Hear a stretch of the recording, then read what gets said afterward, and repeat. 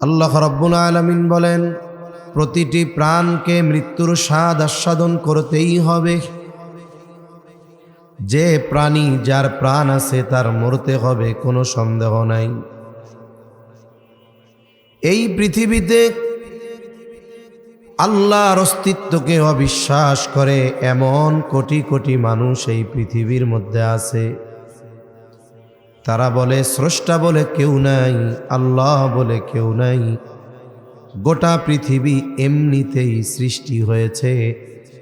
বলেন তো, এই রকম বলার লোক সমাজে আছে না? না, অনেক আছে। অনেকে ভয়ে বলে না, অনেকে সুযোগ পাইলে বইলা দেয়। এদেরকে আমরা আমাদের ভাষায় নাস্তিক বলি। নাস্তিক, নাস্তিক যে সে আল্লাহকে অস্বীকার করে, পরকাল অস্বীকার করে, বলে মরার পরে কিচ্ছু নাই, মরব, মাটির সাথে পচে গলে মিশে যাব, হাসর, মিজান, পুলসেরাত, জান্নাত, জাহান্নাম এগুলো কিচ্ছু নাই, তারা বলে আর কি। তাহলে তারা আল্লাহ তাআলাকে অস্বীকার করে, ঠিক আছে, বুঝলাম। কিন্তু পৃথিবীর একটা জিনিস আছে, এটাকে কেউ অবিশ্বাস করে না, অস্বীকার করে না। এই ব্যাপারে কারো মত পার্থক্য আর মতভেদ নাই। স্বয়ং স্রষ্টার ব্যাপারে, আল্লাহর ব্যাপারে মতভেদ আছে। একদল বলে স্রষ্টা বলে কেউ নাই, তারা নাস্তিক। কিন্তু ওই স্রষ্টা, আল্লাহর সৃষ্টি একটা জিনিস যেটার নাম হলো মৌত, মৃত্যু। বলেন তো, এই মৃত্যুকে অস্বীকার করে পৃথিবীতে এই রকম একটা মানুষ আছে নাকি? আছে? কালিয়া করে আছে কেউ? বলবে যে না, যা হোক তা হোক, আমি জীবনে মরবো না। তাহলে মৃত্যু হলো এমন এক সত্য, বলে যেই সত্যকে কেউ অস্বীকার করে না। অথচ মৃত্যুর স্রষ্টা হলেন আল্লাহ। আল্লাহ তাআলা কোরআনুল কারীমের মধ্যে বলেন, আল্লাযী খালাকাল মাউতা ওয়াল হায়াতা লিয়াবলুয়াকুম আইয়ুকুম আহসানু আমালা। আল্লাহ তাআলা বলেন, তিনি আল্লাহ, কে? যিনি মৃত্যু এবং জীবন সৃষ্টি করেছেন। যদি প্রশ্ন করি, ও রব, কেন আপনি মৃত্যু সৃষ্টি করলেন, কেন জীবন সৃষ্টি করলেন? রব আমার জবাব দেয়, লিয়াবলুয়াকুম, তোমাদের পরীক্ষা করার জন্য। কিসের পরীক্ষা? আল্লাহ তাআলা বলেন, আইয়ুকুম আহসানু আমালা, পরীক্ষা হলো তোমাদের মধ্যে কার আমল কত সুন্দর। তাহলে মৃত্যু এবং জীবন সৃষ্টি করছে কে? জবান খুলে বলেন, আরো জোরে কোন, কে? কেন সৃষ্টি করছে? সৃষ্টির উদ্দেশ্য হলো যে আমরা আমাদের আমল কত সুন্দরভাবে এই দুনিয়াতে করি, এটা হলো মূল কারণ মৃত্যু আর জীবন সৃষ্টির। এজন্য দুনিয়ায় যার আমল সুন্দর, তার আখিরাত সুন্দর। দুনিয়ায় যার আমল অসুন্দর, তার মরার পর থেকেই সব কিছু অসুন্দর। এখন আমরা মরব, এ ব্যাপারে কোনো সন্দেহ নাই। তবে নাস্তিকরা বলে মরার পরে কিচ্ছু নাই, আমরা বলি মরার পরে আসল শুরু। মরার পরে কি শুরু? আসল শুরু। এই শুরুটা যার যত সুন্দর, পরবর্তী ধাপগুলো তার তত সুন্দর। এজন্য আখিরাতের শুরুটা যেন সুন্দর হয়, এই জন্য প্রস্তুতি নিতে হবে দুনিয়ায়। এই যে আজকে টান কালিয়াকর জামে মসজিদের উদ্যোগে মাহফিল, কত সুন্দর আয়োজন, কত সুন্দর প্যান্ডেল, কত সুন্দর সাউন্ড সিস্টেম, কত সুন্দর মঞ্চ, কত সুন্দর ব্যবস্থাপনা। বলেন তো, মাহফিল শুরু হওয়ার সময় দেওয়া হলো বাদ আসর হতে। এখন যদি মাইকওয়ালা মাইক নিয়ে আসরের সময় আসতো, প্যান্ডেলওয়ালারা যদি বাস টাস সামিয়ানা নিয়ে আসরের সময় আসতো, লাইটওয়ালারা যদি লাইট নিয়ে আসরের সময় আসতো, বলেন তো এই যে এশার পরে এখন কি আলোচনা করার সুযোগ থাকতো নাকি?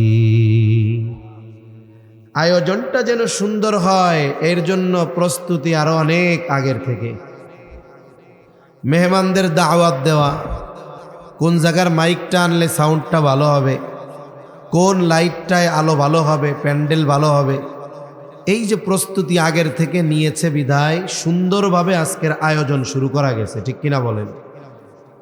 ওই রকমভাবে আখিরাতের সফর যদি সুন্দরভাবে আমরা শুরু করতে চাই, ওই সময় যদি চিন্তা করি এখন সামানা গুছামু, কাজ হবে না।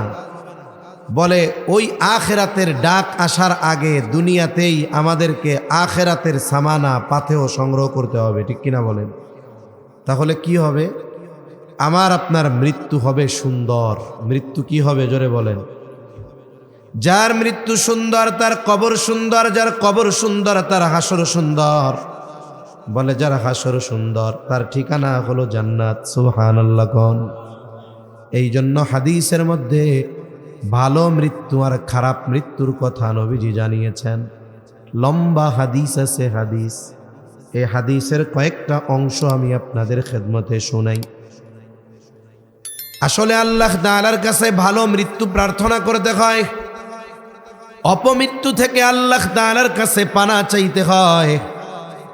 আল্লাহ তাআলার কাছে ভালো মৃত্যু যদি চাই, ভালো কাজ যদি করি, তাহলে মৃত্যু হবে কেমন? বলে এই মৃত্যুটা হবে আসানের মৃত্যু। নবীজি সাল্লাল্লাহু আলাইহি ওয়াসাল্লাম এই জন্য হাদিসের মধ্যে নেককার আর বদকারের মৃত্যুর অবস্থার কথা জানিয়েছেন। মরতে যেহেতু হবে, নেককারের মতো মৃত্যু যেন আমাদের নসিব হয়। হবে কখন? বলে দুনিয়ার পদাচারণা যদি ইমানদার আর নেককারের মতো হয়, নেককার আর বদকারের মৃত্যু কেমনে হবে? নবীজি এক সাহাবীকে কবর দেওয়ার জন্য গেছেন, একটু লাশটা আসতে বিলম্ব হচ্ছিল। নবীজি ওই সময় বসে সাহাবা একরামকে এই লম্বা হাদিসটা বর্ণনা করেছেন। নবীজি বর্ণনার এক পর্যায়ে বলেন, মুমিন ব্যক্তির যখন মৃত্যুর সময় হয় তখন মুমিন ব্যক্তির চিন্তা কি থাকে?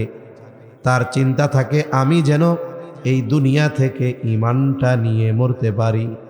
এই জন্য আপনার আমার সমাজে দেখবেন, যদি কোনো বৃদ্ধ নেককার লোক থাকে, আপনি তারে জিজ্ঞাসা করবেন, চাচা দাদা বয়স তো 70 বছর হয়ে গেছে, এখন মনের মধ্যে কি চাওয়া কি আশা? দেখবেন ওই নেককার ব্যক্তি জবাব দিবে, এখন আর কিছু চাওয়া নাই, একটাই চাওয়া যেন ঈমান নিয়ে বিদায় নিতে পারি। যারা দিনদার বৃদ্ধ ওনাদের জিজ্ঞেস করবেন, আর যেটা দুনিয়াদার ওইটা হাসপাতালের বেডে লাইফ সাপোর্টে যাবে বাপ, এই টাইমেও কয় ওই দোকানদার ভাড়া দিছেনি, হ্যাঁ ও বাড়ি ভাড়া উঠাইছস, অথচ মরার মতো অবস্থা, হুশ ফিরে আর ওই কথা কয়। আর নেককার মানুষ বুড়া হয়ে গেছে, জিজ্ঞাসা করলে কি বলে? এখন একটাই আশা, যেন ঈমান নিয়ে মরতে পারি। নেককার বান্দার মৃত্যু কেমন হবে? কারণ নেককার বান্দা গোটা হায়াতে হুকুম মানছে কার? জোরে কন। আল্লাহ রাব্বুল আলামিন জানা দেয়, ও আমার গোলাম, সারাটা জীবন তুমি আমার হুকুম আহকাম মেনে চলছো, আর মৃত্যুর সময় শয়তান তোমারে ধোঁকা দিয়ে বেঈমান বানাবে, এটা হবে না। আল্লাহ তাআলা কোরআনুল কারীমের মধ্যে বলেন, ইন্নাল্লাযীনা ক্বালু রাব্বুনাল্লাহ সুম্মা ইসতাকামু তাতানাজ্জালু আলাইহিমুল মালাইকাতু আল্লা তাখাফু ওয়ালা তাহজানু ওয়া আবশিরু বিল জান্নাতিল্লাতী কুনতুম তুআদুন। নেককার ব্যক্তির মৃত্যু কেমন হবে নবীজির সাথে সাথে আল্লাহও জানায় দেন।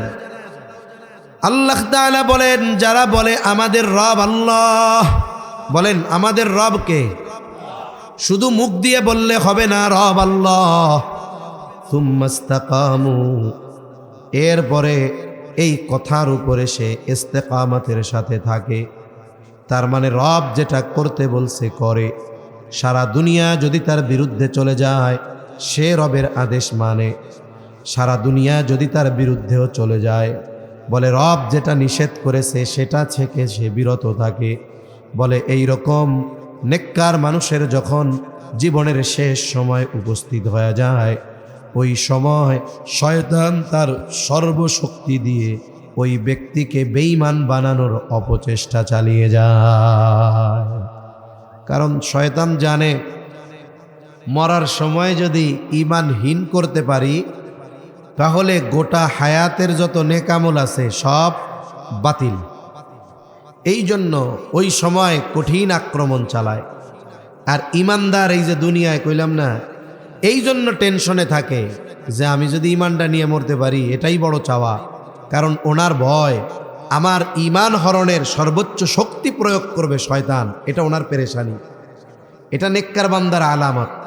আর আল্লাহ কি বলে, ও বান্দা তুমি সারা হায়াত আমার গোলামি করলা, আর শয়তান আইসা তোমার ঈমান ছিনায় নিয়ে যাবে? হবে না। শয়তান আসবে শয়তানের বাহিনী নিয়ে, আর আমি তোমার জন্য আসমানের বাহিনী পাঠায়া দিব। সুবহানাল্লাহ বলেন। দুনিয়াতে যেই লোকটা সরকারি চাকরি ঠিকঠাক মতো করে, 18-20 বছরে চাকরিতে ঢুকছে, আর 40 বছর 42 বছর পরে চাকরি ছাড়ছে, 62 বছর বয়স। চাকরি যখন সে শেষ করে, বলেন তো সরকার কি তাকে খালি হাতে বাড়ি পাঠায়া দেয়? বাড়ি পাঠায়া দেয় খালি হাতে? না। এমনিই তো চাকরিকালীন সময়ে মাসে প্রতি মাসে বেতনের একটা অংশ কাটে। চাকরি যখন শেষ, যেই পরিমাণ টাকা কাটা হয় ওর দ্বিগুণ পরিমাণ টাকা তাকে একসাথে দেয়।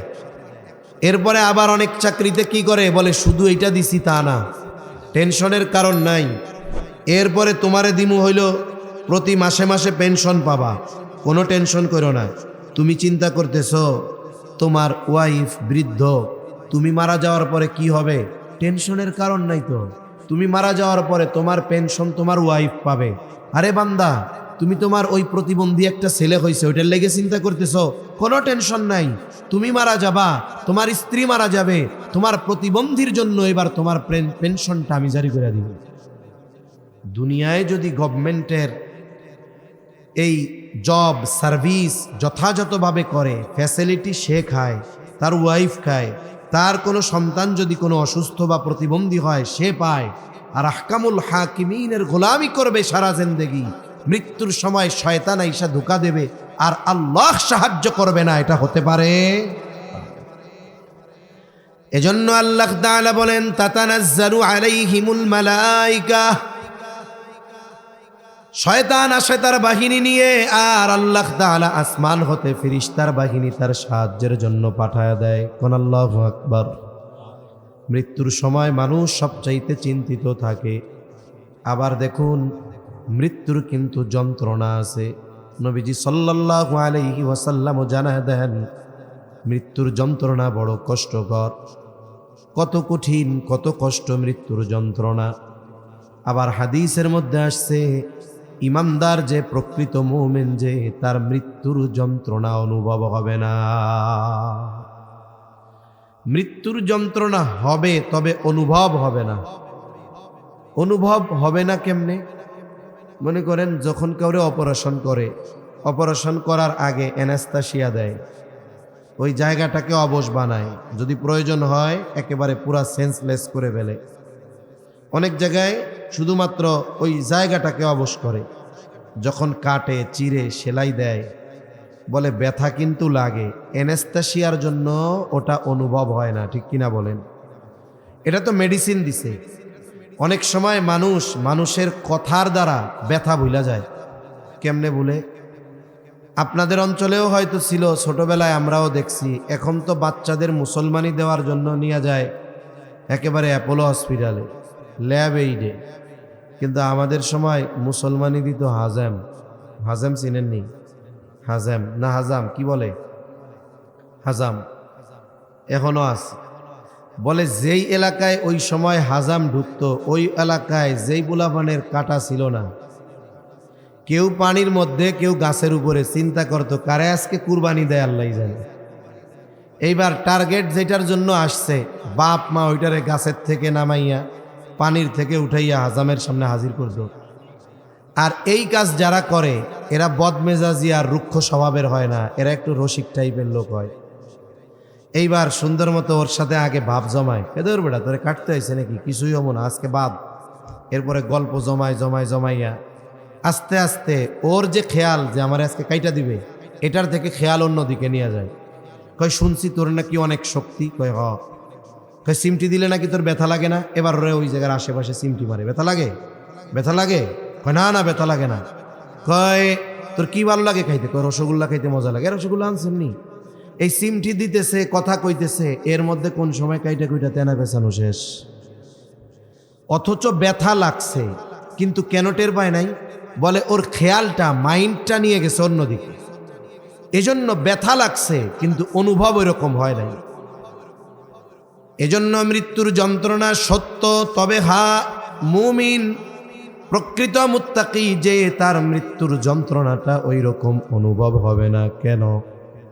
কারণ ওই যে আল্লাহ ওই মৃত্যু পথযাত্রী তার গোলামের জন্য ফিরিস্তার যেই বাহিনী পাঠায় দেয়, ফিরিস্তার বাহিনী এসে ওই মুমিন বান্দাকে বলে, আল্লাহ তাখাফু ওয়ালা তাহজানু। মুমিন বান্দার ভয় কি? না জানি ঈমানহীন হয়ে যায়। চিন্তা কি? না জানি জাহান্নামী হয়ে যায়। এবার ফিরিস্তারা আইসা বলে, হে আল্লাহর বান্দা, আল্লাহ তাখাফু ওয়ালা তাহজানু, তুমি ভয়ও পাইও না, চিন্তাও করো না, তোমারে ও ঈমানহীন করতে তো পারবেই না, আখিরাত নিয়ে টেনশন করো না। ওয়া আবশিরু বিল জান্নাহ, সাথে সাথে ওই ব্যক্তিকে জান্নাতের সুসংবাদ দিয়ে দেয়। সুবহানাল্লাহ। কোন এদিক দিয়া জান্নাতের সুসংবাদ পেয়ে সে জান্নাত পাবার আশায় থাকে, আর এই দিক দিয়ে মৃত্যুর ফিরিস্তারা হাজির। নেককার বান্দার কাছে মৃত্যুর ফিরিস্তারা কেমনে আসে? নবীজি বলেন, সুন্দর সাদা ধবধবে পোশাকে সুঘ্রাণময় একটা কাপড় নিয়ে ওই মৃত্যু পথযাত্রী মোমেন বান্দার কাছে হাজির হয়ে যায়। এদিক দিয়া সে জান্নাত পাওয়ার আশায় বিভোর, আর ফিরিস্তা এসে বলে, ও মুমিন বান্দার রূহ আল্লাহর রহমতের দিকে ধাবিত হও। যখন এই কথা বলে, জান্নাতের সুসংবাদ পাইছে, নবীজি বলেন, কেমনে মুমিন বান্দার রূহ তার দেহ থেকে বের হয়? বলে, জগ থেকে আমরা যখন গ্লাসে পানি ঢালি, একেবারে সর্বশেষ ফোঁটাটা যেমন আস্তে করে জগের থেকে গ্লাসের মধ্যে পড়ে, ঠিক ওই রকম আস্তে করে মুমিন বান্দার রূহ তার শ্বাসের সাথে লোমকূপ দিয়ে আস্তে করে ওই ফিরিস্তাদের তোয়ালের মধ্যে চলে যায়। আর এই জায়গায় যদি বদকার হয়, তার পরিস্থিতি কি হয়? তার জন্য আসমানের কোনো ফিরিস্তারা সুসংবাদ নিয়ে আসে না। ওই ব্যক্তির কাছে মৃত্যুর ফিরিস্তারা ভয়ানক সুরতে আর গন্ধযুক্ত পোশাক আর খসখসে সালার মতো একটা কাপড় নিয়ে হাজির হয়। দেখবেন, কেউ যদি মৃত্যু পথযাত্রী ব্যক্তির পাশে অবস্থান করে থাকেন, মৃত্যু দেখে থাকেন, বুঝতে পারবেন। দেখবেন মৃত্যু পথযাত্রী ব্যক্তি এখনো মারা যায় নাই, তার পাশে অনেক মানুষ, কিন্তু উদাস চোখে সে যেন কি দেখতেছে আর খুঁজতেছে। বলে ওই সময়টাতে সে এমন কিছু জিনিস দেখতে পায় যেটা মানুষ দেখতে পায় না, কারণ ওর সাকারাতে মাউত শুরু হয়ে গেছে। ও দেখতে পায় যে কারা আসছে, কোন সুরতের ফিরিস্তারা আসছে। ওই সুরতের ফিরিস্তারা যখন আসে, এসে বলে, এই পাপিষ্ট ব্যক্তির রূহ আল্লাহর আযাবের দিকে ধাবিত হ। এইবার দেহর থেকে রূহ বের হতে চায় না, দেহের মধ্যে ছুটাছুটি করে, এক ভয়ানক পরিস্থিতি হয়ে যায়। অনেক সময় এমন চিৎকার করে, আচরণ করে, আশেপাশের মানুষ ভয় পেয়ে যায়। আমি একজন মহিলার মৃত্যু দেখছি, ছোটবেলায় একেবারে মাদ্রাসায় পড়ি। সেই মহিলা মানুষের উপরে অনেক খারাপ ব্যবহার করত। তার প্রতিবেশীর দিকে রাতের বেলা 2 তলা টিনের বাড়ি ছিল, একটা লাইন করে রাখছে, রাতের বেলায় প্রস্রাব করত আর প্রতিবেশীর উঠানের উপরে পড়ত। এত জুলুম অত্যাচার করত। মহিলা কিন্তু সুন্দর, অনেক মুরব্বী হয়েছে, সুন্দর দেখা যায়, আমরা ছোট। অন্যান্য মহিলারা তার মৃত্যুর সময় গেছে, আমিও গেছি দেখার জন্য। মৃত্যুর পূর্ব মুহূর্তে হঠাৎ বিকট এমন এক চিৎকার দিয়েছে, তার চেহারার অবস্থা এমন ভয়ানক হয়ে গেছে, আমি সহ তার মেয়েরা ছিল পাশে, সবাই ভয়ে দূরে সরে চলে গেছে। চিন্তা করে দেখেন এই মৃত্যুর যন্ত্রণা কেমন। ওই পাপিষ্ট ব্যক্তির ক্ষেত্রে বলে বের হতে চায় না, করে বলে ফেরেশতারা জোর করে তার দেহ থেকে রূহটাকে বের করে নিয়ে যায়। অবস্থা কেমন হয় বলে, অনেক সময় কোনো কাঁটাযুক্ত কোনো ডাল যদি তুলার মধ্যে ঢুকায় দেন, এটা টান দিয়ে বের করা খুব কঠিন। জোর করে যখন টান দিয়ে বের করে আনা হবে, কি হবে বলে, এর সাথে তুলা লাইগা তুলা বের হয়ে চলে আসবে জোর করে। যন্ত্রণা কেমন হয় নবীজি এক বর্ণনার মধ্যে বলেন, একটা জীবিত ছাগলের চামড়া যদি ছিলে ফেলা হতো যত কষ্ট হতো, বদকার ব্যক্তির রূহ কবজের সময়, জান কবজের সময় এর চাইতে বেশি কষ্ট অনুভব হয়। এইবার দুই ব্যক্তির অবস্থা কি? প্রথম ব্যক্তির রূহ সুন্দর সাদা কাপড়ে পেঁচায়া আসমানের দিকে নিয়ে যাওয়া হয়। এইবার প্রথম আসমানের দরজায় ফেরেশতারা পাহারায় নিয়োজিত। বলা হয় কার রূহ? বলে অমকের ছেলে অমক। বলে হ্যাঁ, লোকটা বড় ভালো ছিল, নেককার ছিল। চিন্তা করছেন, হয়তো ওই লোকটাকে কেউ চিনত না। আপনার এলাকার গ্রামের মানুষ তারে চিনে না, সেলিব্রিটি না, কিন্তু ওই লোকটার পরিচয় আসমানের ফেরেশতারা জানে। এই জন্য দুনিয়ায় অনেক মানুষ আছে, দুনিয়ায় চলাচল করে, কিন্তু দুনিয়ার মানুষ তারে চিনে না। দুনিয়ার মানুষের কাছে সে সেলিব্রিটি না, কিন্তু তারে আসমানের ফেরেশতারা চিনে। বলে হ্যাঁ, অমকের ছেলে অমক, সে তো নেককার, তার জন্য দরজা খোলার অনুমতি আছে। এইভাবে একের পর এক 7টি আসমানের দরজা তার জন্য খুলে দেওয়া হয়। আল্লাহর পক্ষ থেকে বলা হয়, যাও আমার এই বান্দার নামটা জান্নাতীদের তালিকায় অন্তর্ভুক্ত করে দাও। আর যেই ব্যক্তি বদকার, তার রূহ ওই গন্ধযুক্ত সালার মতো কাপড়ে পেঁচিয়ে উপরে যখন নিয়ে যাওয়া হয়, বলা হয় কার রূহ? অমকের ছেলে অমক। বলে না না, সে বড় বদকার, তার জন্য আসমানের দরজা খোলার অনুমতি নেই, তার নামটা জাহান্নামীদের তালিকায় অন্তর্ভুক্ত করে দাও। এইবার আলমে বরজখের মূল ইমিগ্রেশন শুরু হয়ে যায়। ইমিগ্রেশন হলো কি? বলে কবরের 3 প্রশ্ন হলো আখেরাতের ইমিগ্রেশন হবে। 3টি প্রশ্ন হবে ইমিগ্রেশনে। কয়টি প্রশ্ন জোরে কোন? 3 প্রশ্ন। এই 3টা প্রশ্ন কি কি সবাই আমরা জানি না? সবাই জানেন তো? মুখ দিয়ে এখন একটু জানেন? সবাই আমরা জানি, অথচ বিষয়টা হলো এরকম, পরীক্ষার নিয়ম হলো প্রশ্ন গোপন থাকবে, হলে গিয়ে জানা যাবে। কিন্তু কবরে প্রশ্ন হবে, আল্লাহ আগেই জানাই দিচ্ছেন, নবীজি আগেও জানাই দিচ্ছেন। অথচ দুনিয়ার নিজাম কি? বলে পরীক্ষার প্রশ্ন হলে যাওয়ার আগ পর্যন্ত জানা যায় না। এই জন্য যেই পরীক্ষার প্রশ্ন আগে জানায় দেওয়া হয়, বলে জায়গা মতো গিয়ে এই প্রশ্নের উত্তর দেওয়া কঠিন। আর যেই প্রশ্ন আগে জানানো হয় না, হলে গেলে জানা যায়, বলে বাস্তবে ওই পরীক্ষার প্রশ্ন হয় সহজ। দুনিয়ার পরীক্ষায় পাশ করার অনেক সিস্টেম আছে, বৈধ আর অবৈধ সিস্টেম। একজন যদি ভালো মতো লেখাপড়া করে, কোনো ফাঁকি ফোকর না দেয়, পরীক্ষার হলে যেই প্রশ্ন আসুক ও জবাব দিতে পারবে কি পারবে না? ও পারবে, লেখাপড়া করছে। আর একজন লেখাপড়া করে নাই, সে চিন্তা করছে আমি এক গাঠি তাবিজ নিয়ে যাব। তাবিজ চিনেননি? কি গন্ধ, নকল। মোটামুটি একটু আইডিয়া হয়, সাররা কয়ে দেয় এগুলো আসতে পারে। এবার এক গাঠি নিছে, নেওয়ার পরে প্রশ্ন দেখাই বন্ধুরে কয়, কাজ কিন্তু সারা বন্ধু জানছি সব লেগে গেছে। এইবার বাকিগুলো ফালায়া নকল করে সে পাশ করে। আর একজন হলো লেখাপড়াও করে না, ওনার নকল লেখারও যোগ্যতা নাই, কিন্তু আলাদা এক যোগ্যতা আল্লাহ তারে দিছে। আমি জেনারেলেও পরীক্ষা দিছি, তো দেখছি যে কিছু স্টুডেন্ট এমন, ওর খাতা কলমে ওর হাত থাকে ওর খাতায় আর চোখ থাকে আর একজনের পাতায়। ও আল্লাহ, তার মানে কি? কেউ পয়ড়া লেখা পাশ করে, কেউ নকল করে পাশ করে, কেউ আর একজনেরটা দেখা দেখে লেখা পাশ করে। কিন্তু আখেরাতে চিন্তা করেছে, প্রশ্ন করবে তিনটা, ধুমসে মুখস্থ করি দুনিয়ায়, ফেরেশতা জিজ্ঞাসা করার আগেই জবাব দিব। কাজ হবে? জোরে কোন তো, কাজ হবে না।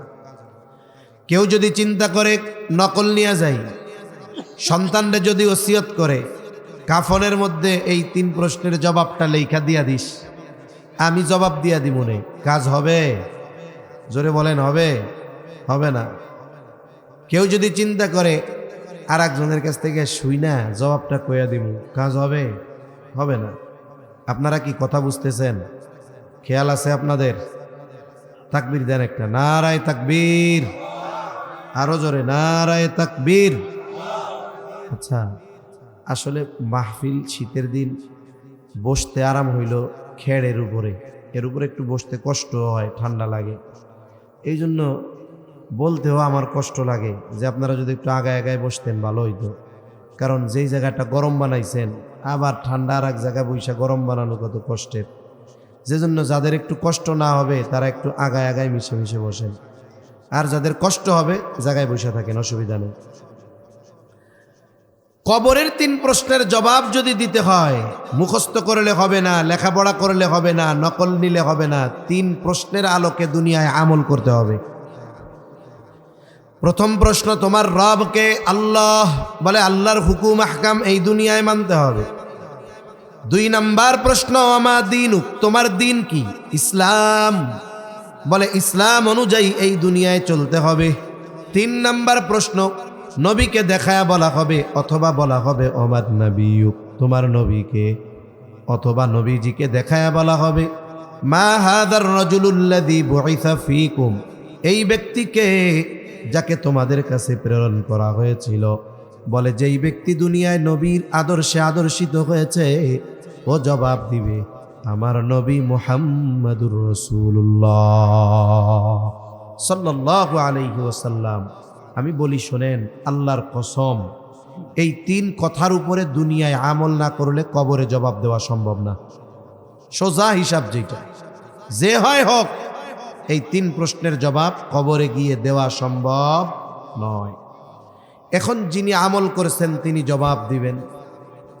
জবাব যখন দিবেন, পরীক্ষায় পাস, আল্লাহর পক্ষ থেকে ঘোষণা আসবে, সাদাকা আবাদি সাদাকা আবাদি ফাফরিশুহু মিনাল জান্নাহ ওয়ালবিসুহু মিনাল জান্নাহ ওয়াফতাহু লাহু বাবান ইলাল জান্নাহ। নবীজি বলেন, আল্লাহর পক্ষ থেকে ঘোষণা আসবে, আমার এই বান্দা সত্য বলেছে, জান্নাত থেকে জান্নাতি বিছানা এনে তার কবরে বিছায়া দাও, জান্নাত থেকে পোশাক এনে তাকে পরায় দাও, জান্নাতের সাথে তার কবরের সাথে একটা দরজা খুলে দাও। নবীজি হাদিসের মধ্যে বলেন, এই ব্যক্তির কবর হবে রাউদাতুম মিন রিয়াদিল জান্নাহ, জান্নাতের একটা বাগান। আবার অন্যান্য হাদিসে অন্যান্য কথা আসছে। কেন দেখেন, দুনিয়ায় কিন্তু অবসর সময় কাটানো সবার কাছে এক ধরনের কাজ ভালো লাগে না। কেউ আছে কি করে, সে অবসর পাইলে তার বাগান বাড়ি আছে, ওই জায়গায় যায়, ফুল ফল গাছগুলো দেখে, একটু যত্ন নেয়, একা একা তার ভাল লাগে। কিছু মানুষ আছে সপ্তাহে 7 দিন 6 দিন ঢাকা, যেই বাসায় আসছে সে কয় যে আজকে কিন্তু আমার কোনো কাম কাজ নাই, সারাদিন খালি ঘুম, কেউ ডিস্টার্ব করবা না, জুমার আগে কেউ ডাক দিবা না, জুমার নামাজ পড়ে খায়া দেয় আবার ঘুমায়। আবার কিছু লোক আছে বাড়িতে আসছে 6 দিন পর, আইসা বাইকটা রাইখাই দৌড় দিয়া খুঁজে বন্ধুরা করে, ও যায় আগে বন্ধুদের সাথে গল্প টল্প আড্ডা মাড্ডা মারে। তার মানে কি, অবসর সময়টা এক একজন এক এক রকমের কাজে অতিবাহিত করতে পছন্দ করে। এই জন্য হাদিসের মধ্যে ভিন্ন ভিন্ন কথা আসছে। হয়তো হতে পারে যার যেটা পছন্দ, আলমে বরজখে দীর্ঘকাল, হয়তো তাকে ওই ফ্যাসিলিটি দেওয়া হবে। একজনের ব্যাপারে কি বলা হবে, নবীজি বলেন, যখন 3 প্রশ্নের জবাব দিবে তারে বলা হবে নাম কানাউমাতিল আরুস, তুমি ঘুমাও, যেমন করে নতুন দুলা ঘুমায়। যখন কোনো নতুন দুলা শ্বশুর বাড়িতে বেড়াতে যায়, আশেপাশের সবাই দুলারে দেখতে যায়, কিন্তু দুলাভাই ঘুম। শালা কি কয়, দুলাভাই ঘুমাইতেছে, ডাক দেওয়া যাবে না। পোলাপান যদি ওই বাসে আশেপাশে চিল্লা চিল্লি হুড়াহুড়ি করে, শাশুড়ি একটা লাঠি নিয়ে যায়, কয় সর, জামাই ঘুমাইতেছে না, ঘুমাইতে দে। তার মানে কি, নতুন দুলার মতো ঘুমাও, মানে তুমি এমনভাবে ঘুমাও তোমার কেউ ডিস্টার্ব করবে না। আবার নবীজি আর এক বর্ণনায় বলেন, তার কবর জান্নাতের বাগান। সে তো অপেক্ষমান কবরে, একাকী, লম্বা সফর। হঠাৎ সে দেখতে পাবে যে একজন সুদর্শন মানুষ তার দিকে আসতেছে, কিন্তু দুনিয়ায় সে তাকে কোনোদিন দেখে নাই, চিনতে পারবে না। এইবার প্রশ্ন করবে, কে হে তুমি আগন্তুক, তোমাকে তো চিনতে পারলাম না। এইবার ওই সুদর্শন মানুষটা বলবে, তুমি কি আমাকে চিনো নাই? আমি হইলাম তোমার দুনিয়ার নেক আমল। আল্লাহ তাআলা এইরকম সুন্দর সূরাত দিয়া তোমার কাছে আমাকে পাঠায়া দিয়েছে। তুমি চিন্তা করো না, ভীত হয়ো না, তোমাকে জান্নাত পর্যন্ত না পৌঁছিয়ে আমি তোমার থেকে আলাদা হব না। তাহলে নেককার ব্যক্তির মৃত্যু হবে আসানের মৃত্যু। মৃত্যু থেকে নিয়ে ইয়াউমুল হাসর, পুনরুত্থান দিবস, কিয়ামত পর্যন্ত এই সময়টাকে বলে আলমে বরজখ। এখানে আমাদের থাকতে হবে দীর্ঘকাল। বলে ইমানদার বান্দা আরামে, স্বাচ্ছন্দ্যে, সুখে, শান্তিতে এই সময়টা অতিবাহিত করবে, নেককার বান্দা অতিবাহিত করবে। আর যে বেঈমান আর পাপী, প্রশ্নের জবাব দিতে পারে নাই, ঈমান আছে এই কারণে হয়তো জাহান্নাম থেকে এক সময় জান্নাতে যাবে, কিন্তু ওই 3 প্রশ্নের আলোকে দুনিয়ায় তো আমল করে নাই, এই জন্য কবরের আযাব বাঁচা কঠিন হয়ে যাবে। ও হতে পারে ঈমানদার, কিন্তু ওই 3 প্রশ্নের আলোকে দুনিয়ায় আমল করে নাই, কোন জবাব দিতে পারবে? ও কি বলবে? লা আদরি, আমি কিছুই জানি না। আল্লাহর পক্ষ থেকে ঘোষণা আসবে, কাযাবা আবদি, কাযাবা আবদি। আল্লাহর পক্ষ থেকে ঘোষণা আসবে, আমার এই বান্দা মিথ্যা বলতেছে। জাহান্নাম থেকে আগুনের বিছানা এনে তার কবরে বিছায়া দাও। ফাফরিশুহু মিনান নার ওয়ালবিসুহু মিনান নার, তাকে আগুনের পোশাক পরায়া দাও।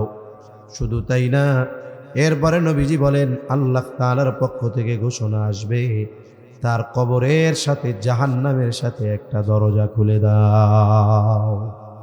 শুধু তাই না, দুনিয়ার পাপ আমলের উপরে নির্ভর করে বিভিন্ন ধরনের শাস্তি তাকে দেওয়া হবে। বলে আপনারে আমারে কবর দিয়ে আসছে, কি হচ্ছে দেখা যাবে না, তবে ওই জগৎটার ব্যাপারে বলা হয়েছে আলমে বরজখ। এটা লোকচক্ষুর অন্তরালে এক জগৎ, অদৃশ্য এক দেয়াল আছে যেটার কারণে আমরা দেখতে পারি না।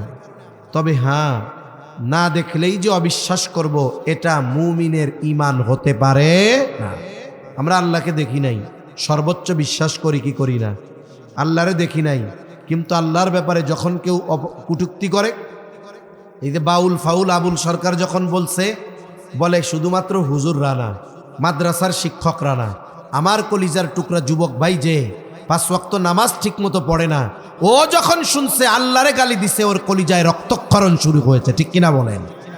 এগুলো ঈমানের পরিচয়।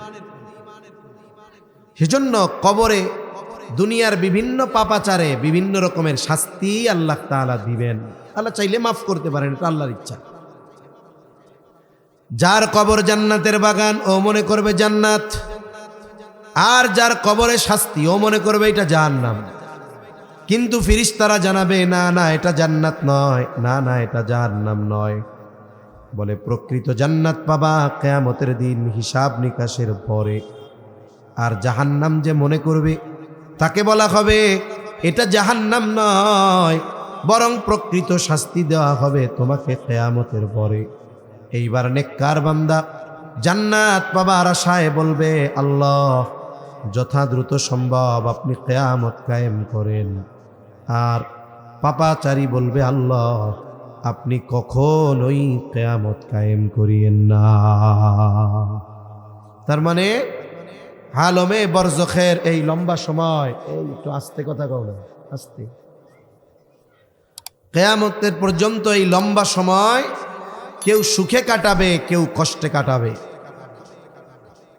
তাফসীরের মধ্যে আসছে পৃথিবীর যেই মানুষটা সবচাইতে শেষে ইন্তেকাল করবে, মৃত্যুবরণ করবে, ওই ব্যক্তিও মিনিমাম 40,000 বছর আলমে বরজখে থাকবে। কয় হাজার বছর?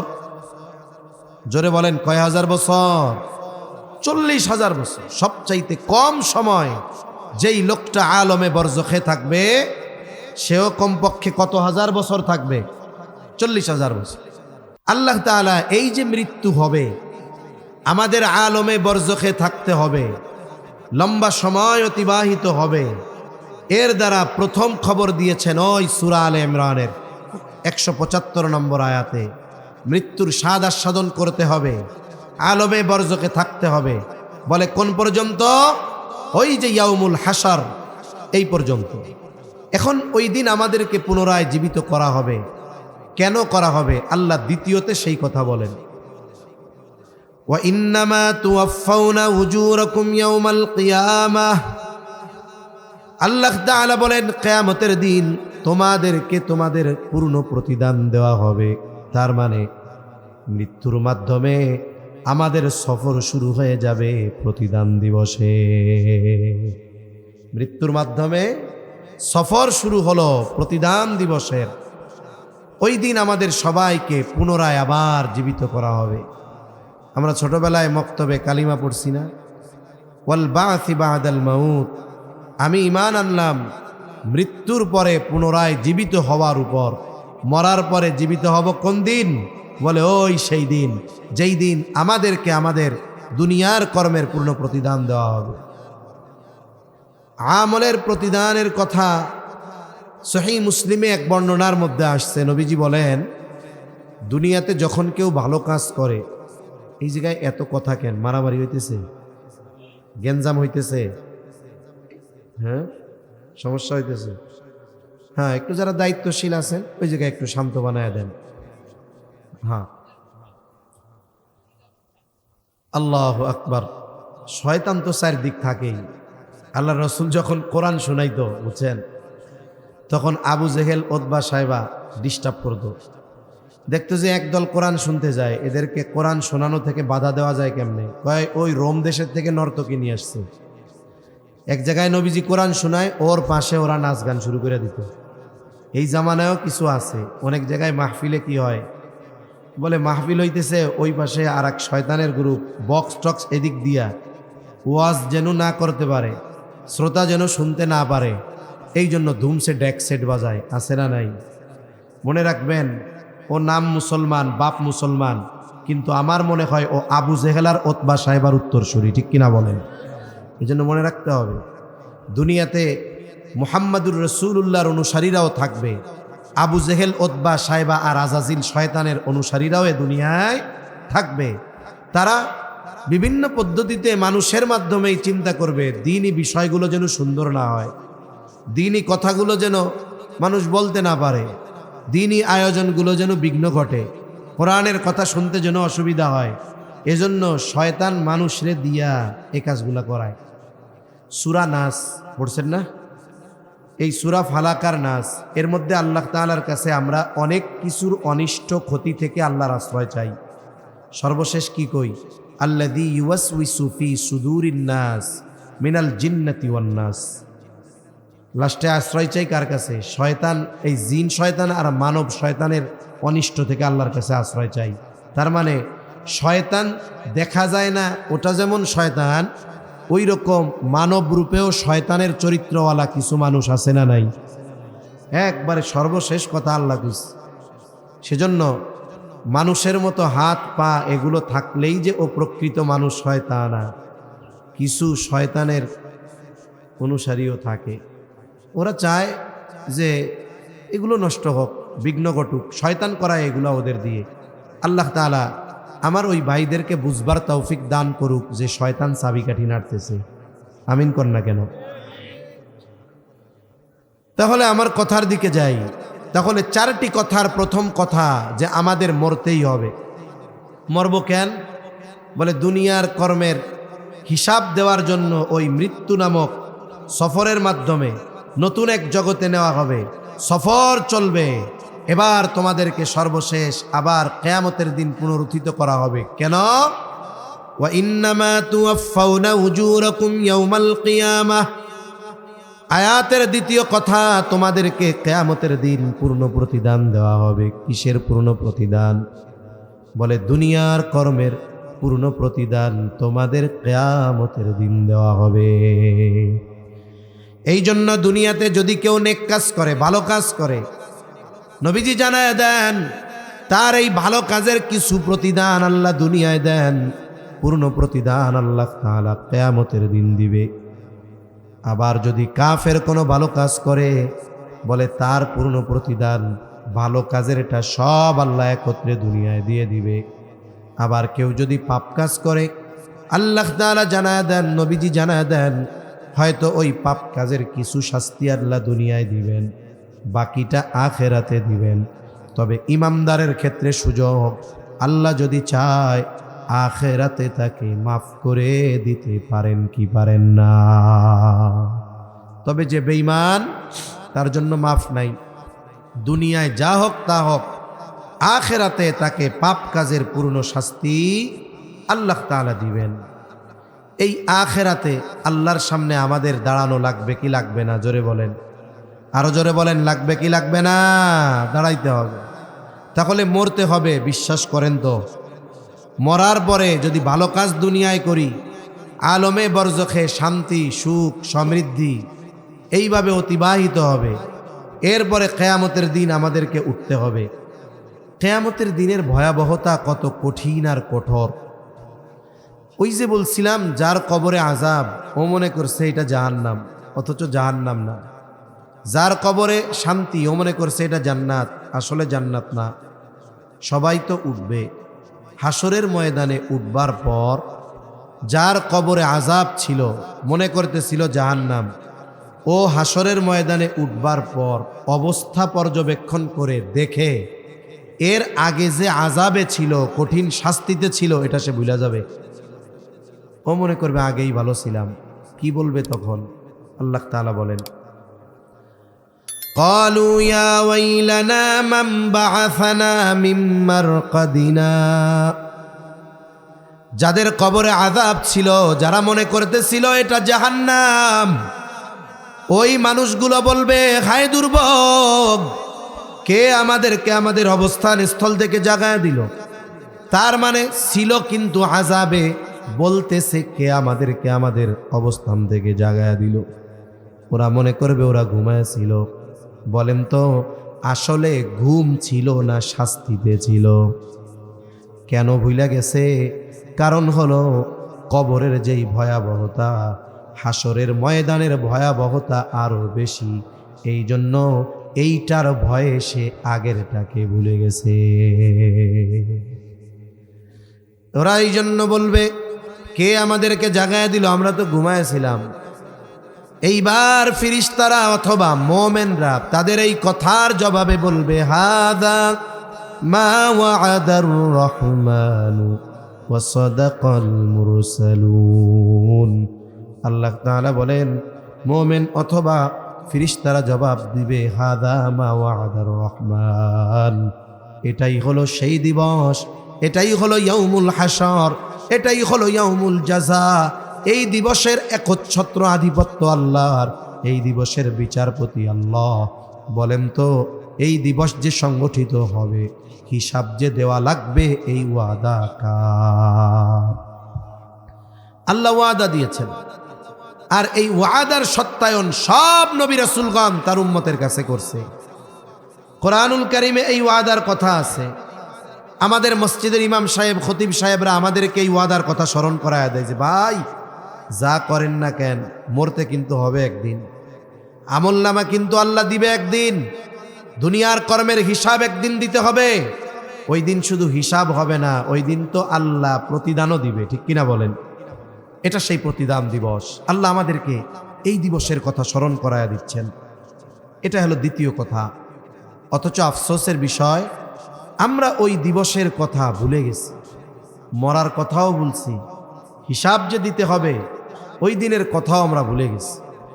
কিয়ামতের দিন আমাদের এই জীবনে আমরা যা করি সব কর্ম আল্লাহ তাআলা সংরক্ষণের ব্যবস্থা করে রাখছেন, এবং আমাকে কিয়ামতের দিন আমার দুনিয়ার কর্মের যেই আমলনামা ফাইল আমার সামনে আল্লাহ তাআলা এগুলো দিয়ে দিবে। প্রত্যেকটা মানুষ তার দুনিয়ার কর্মের হিসাব পেয়ে যাবে, আমলনামা পেয়ে যাবে। আমলনামা যেই ভাষায় হোক না কেন আল্লাহ তাআলার পড়ার যোগ্যতা দিয়ে দিবে। কোরআনুল কারীমের মধ্যে আল্লাহ তাআলা জানায় দেন আমলনামা তো ছেড়ে দেওয়া হবে, একবারে যার আমলনামা তার কাছে যাবে, আমারটা আপনার কাছে, আপনারটা আমার কাছে, রং নম্বরে যাবে না। প্রত্যেকের আমলনামা প্রত্যেকের কাছে পৌঁছায়া যাবে। তবে আমলনামা পাবার পদ্ধতি দুইটা, একদল ডান হাতে আমলনামা পাবে, আর একদল বাম হাতে আমলনামা পাবে। সবাই ইচ্ছা করলেই ডান হাতে আমলনামা নিতে পারবে না। আল্লাহ তাআলা কর্ম অনুযায়ী কে কোন হাতে আমলনামা পাবে এটার ফয়সালা আল্লাহ তাআলা করবে। বলে একদল ডান হাতে পাবে, আর একদল আমলনামা বাম হাতে পাবে। যে বাম হাতে পাবে তার হাতটা বুক চিরে পেছন দিকে নেওয়া হবে, আর পেছন দিকে হাতে তাকে আমলনামা দেওয়া হবে। ওই দিন সফল তো তারা, প্রতিদান দিবসে সফল তো তারা যারা ডান হাতে আমলনামা পাবে। আমলনামা দেওয়া হবে, আল্লাহ তাআলা বলবেন ইকরা কিতাবাকা কাফা বিনাফসিকাল ইয়াউমা আলাইকা হাসিবা। আল্লাহ তাআলা বলেন তুমি পড়ো তোমার কিতাব, পড়ো তোমার আমলনামা, তোমার নিজের হিসাবের জন্য তুমি নিজেই যথেষ্ট। এইবার আমলনামা যারা পড়বে বলবে মালি হাযাল কিতাব লা ইউগাদিরু সগীরাতাও ওয়ালা কাবীরাতান ইল্লা আহসাহা। যেই ভাষায় হোক পড়ার যোগ্যতা আল্লাহ দান করবে। একটা বিষয় বাংলাদেশে ঘটতেছে, এই জন্য সতর্ক করা দরকার। বিষয়টা কি? বিষয়টা হলো প্রযুক্তির কারণে এখন গোটা দুনিয়া একটা, পৃথিবীতে যত ভাষা আছে গুগলের মধ্যে ওই ভয়েস ট্রান্সলেট সহ এগুলোর অনুবাদ অটোমেটিক করা যায়। আপনি চাচ্ছেন যে আপনি একজন চাইনিজের সাথে কথা বলবেন, কিন্তু তার ভাষাও আমি বুঝি না, আমার ভাষাও সে বোঝে না, মোবাইলের মধ্যে আছে। আপনি তার সাথে কথা বলবেন, গুগল ট্রান্সলেট চালু করে রাখবেন, সে কি বলতেছে ফোনে বলবে, আর আপনার স্ক্রিনে বাংলায় ওইটা উঠা যাবে। এখন আপনি তার এই কথাগুলোর জবাব দিবেন আপনার ভাষায়, আর ও চায়নায় বৈশা বৈশা ওর মোবাইলে দেখবে যে আপনার কথাগুলো চায়না ভাষায় উঠে যাচ্ছে। তার মানে কি, আমি যদি কোনো অপরিচিতর সাথে কথা বলতে চাই প্রযুক্তির কারণে বলেন তো এটা সহজ না কঠিন? এখন অতি সহজ হয়ে গেছে। এইগুলোকে কেন্দ্র করে আমরা মাঝে মধ্যে দেখি যে অনেক বিদেশিদের সাথে, চাইনিজ ওই কোন কোন দেশের লোকদের সাথে আমাদের দেশের কিছু মা বাবা অভিভাবক সম্পদের লোভে মেয়েকে বিবাহ দিয়ে দিচ্ছে। এরকম এক ঘটনা অনেক জায়গায় ঘটছে, যেটা দুঃসংবাদ, খারাপ খবর। বেশ কয়েকজনকে এই দেশে থাকছে, কিছুদিন টাকার পরে এরা বিদেশে নিয়ে গেছে। বিদেশে নিয়ে যাওয়ার পরে এবার আসল রূপ বের হয়ে গেছে। তাকে মানে সুন্দর মতো বৈধ পদ্ধতিতে ওরে পাচার করে নিল। এখন ওর শেষ পরিণতি কি হবে আল্লাহ জানে। ওই দেশ থেকে কয়েকটা মেয়ে এইরকম সুযোগ পেয়ে ভিডিও পাঠাইছে যে মা আমি ভুল বুঝতে পারছি, আমার অবস্থা খারাপ, এরা আমারে কি করবে ঠিক নাই, আমারে নিয়ে যাওয়ার ব্যবস্থা করেন। এজন্য এই যে ভাষা বোঝার কারণে, কথা বলার সুযোগের কারণে, আমি আপনি লোভের কারণে এই ধরনের কোনো কাজে জড়িয়ে যাব না, সাবধান। এখন এই বিষয়গুলো খুব কঠিন হয়ে যাচ্ছে সময়ের সাথে সাথে। আমলনামা পড়তে পারবে, ওইটা কি বলবে? মালি হাযাল কিতাব লা ইউগাদিরু সগীরাতাও ওয়ালা কাবীরাতান ইল্লা আহসাহা।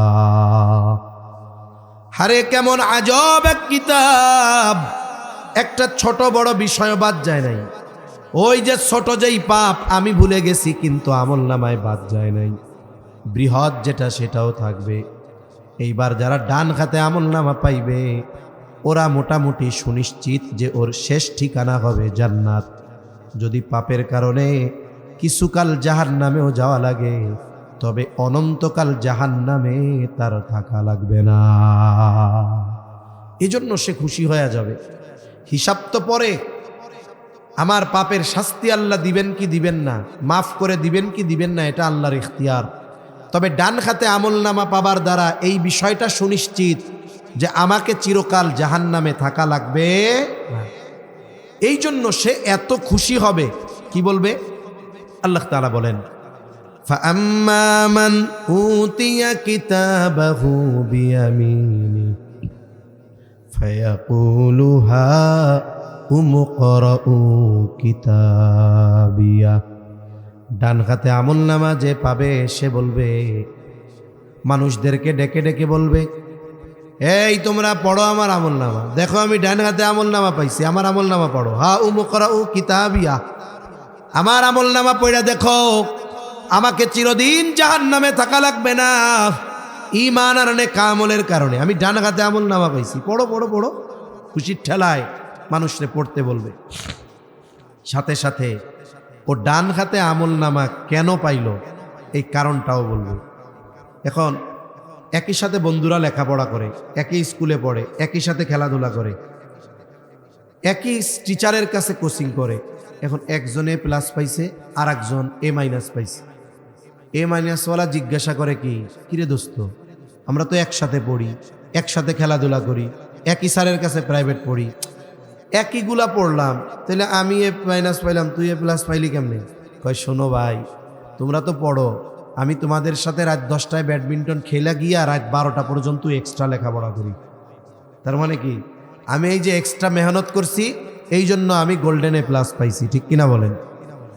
ও ডান হাতে আমলনামা পাবার কারণটা বলে দিবে। কি বলবে? ইন্নী যানানতু আন্নী মুলাকিন হিসাবিয়া। মূল কারণ হলো এইটা যে কেন আমি ডান হাতে আমলনামা পেয়েছি জানো? আমি এই ব্যাপারে দৃঢ় ধারণা রাখতাম, ঈমান রাখতাম, বিশ্বাস রাখতাম। কোন ব্যাপারে? যে আমি দুনিয়ায় যেই কর্ম করি, কারো কাছে যদি হিসাব দেওয়া নাও লাগে, বলেন তো কার সামনে হিসাব দেওয়া লাগবে? জোরে বলেন, কার সামনে? আমি আপনি দুনিয়ায় যা করতেছি কেউ হয়তো দেখে না, আইনের চোখ ফাঁকি দিলাম, মানুষের চোখ ফাঁকি দিলাম, আরে আমার ওয়াইফেরও ফাঁকি দিলাম, সন্তানরে ফাঁকি দিলাম, মা বাবারে ফাঁকি দিলাম, দুনিয়ার একটা কাক পক্ষীও জানে না। ওই হিসাব দুনিয়ায় দেওয়া লাগলো না, আমি তো কই বাইসা গেছি। কিন্তু বলেন তো, ওই হিসাবটাও যার সামনে দেওয়া লাগবে তিনি কে? এত জোরে আল্লাহর নাম কইছেন, কে? জোরে বলেন, আল্লাহ। হিসাব আল্লাহর সামনে দেওয়া লাগবেই। কিন্তু আফসোস, আজকে আমাদের অবস্থা কি? যে আমরা যদি মানুষের চোখ, প্রশাসনের চোখ, সিসি ক্যামেরার লেন্সকে ফাঁকি দিতে পারি, আমরা মনে করি আমাদের চাইতে বুদ্ধিমান আর কেউ নাই। এজন্য আখেরাতে ডান হাতে আমলনামা পাবার মূল কারণ কি বলছে? যে আমি দুনিয়ায় এই ব্যাপারে দৃঢ় বিশ্বাস করতাম যে আমার দুনিয়ার কর্মের হিসাব দেওয়া লাগবে কার সামনে? আরো জোরে বলেন, কার সামনে? এই কথাটা আমরা মুখ দিয়ে সবাই বলবো, কিন্তু যদি বাস্তবে দৃঢ় ঈমান আমাদের থাকে এই কথার উপরে যে হ্যাঁ, আমি আমার প্রত্যেকটা কাজের ব্যাপারে চিন্তা করি যে আমাকে আমার এই কাজের হিসাব আল্লাহর সামনে দেওয়া লাগবে, তাহলে আল্লাহর কসম আমাদের দুনিয়ার জীবন সুন্দর হয়ে যাবে। ঠিক কিনা বলেন? দেখবেন আর গোনা নাই, দেখবেন আর গালাগালি নাই, দেখবেন আর মারামারি নাই, দেখবেন আর সুদ ঘুষ নাই, দেখবেন আর অন্যর জমিন দখল নাই, দেখবেন আর ওলামা একরামের সাথে খারাপ ব্যবহার নাই, দেখবেন আর বেনামাজি নাই। এক কথায় একটা মাত্র চিন্তা মানুষের জীবন পরিবর্তন করে দিতে পারে, আখেরাতে ডান হাতে আমলনামা পাবার কারণ হতে পারে। ঠিক কিনা বলেন? কিন্তু আফসোস, এই জিনিসটাই শয়তান আমাদের মনে রাখতে দিতে চায় না। এজন্য শয়তান মরার কথাও ভুলায় রাখে। দুনিয়ায় যা করতেছি এটার হিসাব যে আল্লাহর সামনে দিতে হবে, এটাও শয়তান আমাদের ভুলায় রাখে, আর আমরাও ভুলে থাকি। কিন্তু সাবধান, এটা করা যাবে না। তাহলে আর একদল আমলনামা পাবে বাম হাতে। কোন হাতে? জোরে কোন, আরো জোরে বলেন, কোন হাতে? বাম। যারা বাম হাতে আমলনামা পাবে তাদের অভিব্যক্তি কেমন হবে? ওরা এবার বাম হাতে আমলনামা পাবার পরে বলবে ওয়া আম্মা মান উতিয়া কিতাবাহু বিশিমালি ফায়াকুলু ইয়া লাইতানি লাম উতা কিতাবিয়া। হায় দুর্ভোগ, আমি যদি আজকে এই আমলনামায় কিতাবটা না পাইতাম কতই না ভালো হতো। ওয়ালাম আদরি মা হিসাবিয়া, আমার যদি কোনো হিসাব না হইতো কতই না ভালো হইতো। এরপরে তারা বলবে ওয়ালাম আদরি মা হিসাবিয়া ইয়া লাইতাহা কানাতিল কাদিয়া, বলবে ওই যে দুনিয়ার থেকে যে মরছিলাম ওটাই যদি আমার চূড়ান্ত ধ্বংস হতো কতই না ভালো হতো। ওই যে মরছিলাম ওইটাই যদি আমার শেষ সমাধি হইতো, ওটাই যদি আমার চূড়ান্ত ধ্বংস হইতো এই মৃত্যুর মাধ্যমে, তাইলে কতই না ভালো হইতো। মা আগনা আন্নি মালিয়া, হ্যাঁ রে কত মাল ছিল আমার দুনিয়ায়, টাকার অভাব ছিল না, আজকে আমার মাল কোনো কাজে আসলো না রে। এত সম্পদ আমার দুনিয়ায় ছিল, কোনো কাজে আসলো না।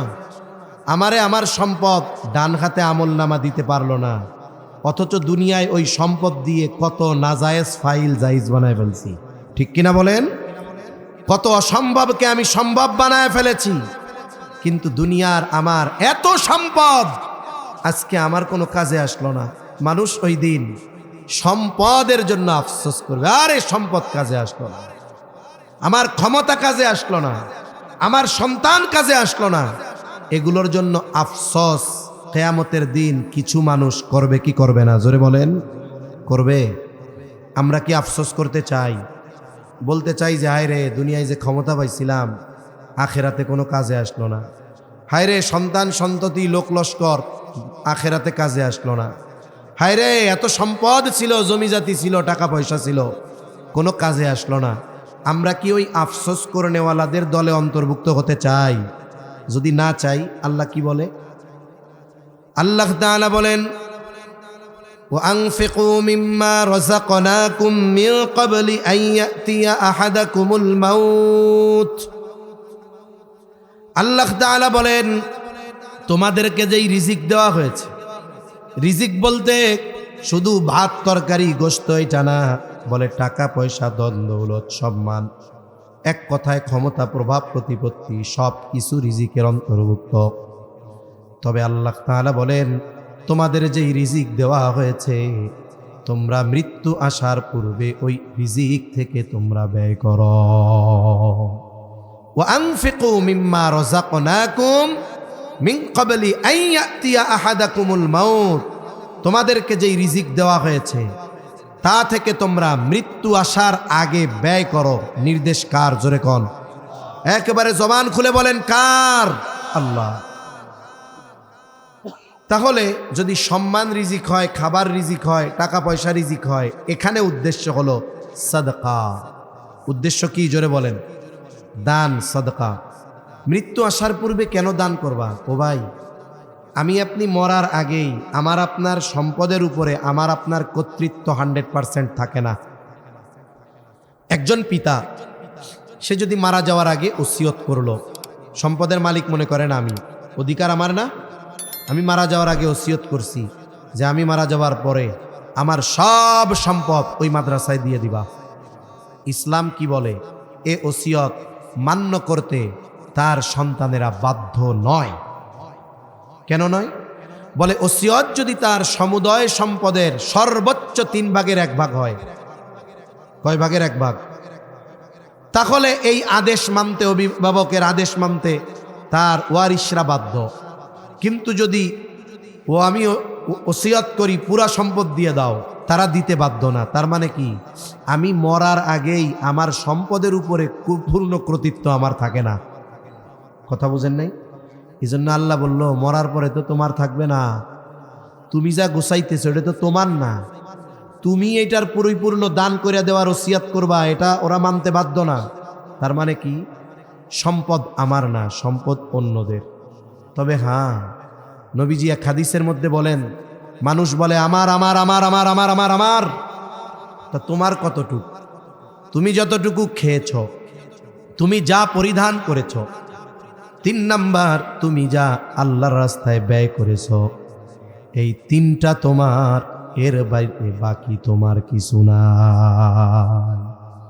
এমনকি আমার খাটিয়াটা যখন নিয়ে যাবে, আপনাদের মসজিদের খাটিয়া নিয়ে যায় না, অনেক সময় বাড়ির একটা চাদর দিয়া নিয়ে যায়, কবরস্থানে গিয়ে লাশ শোয়ায় ফেলে, এরপরে লাশ দাফন করে পরিবারের লোক ওই চাদরটা যদি না পায় জিজ্ঞাসা করে, এই চাদরটা কইরে, নতুন চাদর দিছিলাম কই গেল রে?